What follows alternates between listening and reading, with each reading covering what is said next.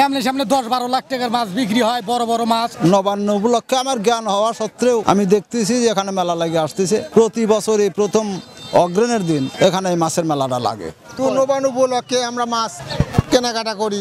বাজার ঠিকই তো আছে, বাজারে এই বাজারে আমরা সব খান্তি খেয়ে আসতেছি এবং নিয়েও আসতেছি। মাছের তো দাম বেশি না, এইভাবেই তো আমরা চিরদিন খাইয়ে আসতেছি, নিয়ে আসতেছি, দেখে আসছি।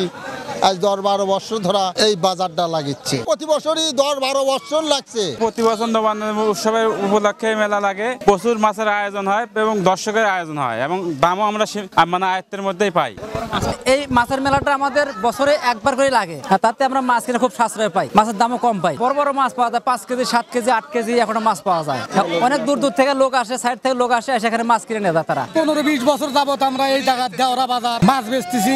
এখানে মোটামুটি সামনে 10-12 লাখ টাকার মাছ বিক্রি হয়, বড় বড় মাছ, সিলভার, বিকেট, কাতলা, রুই।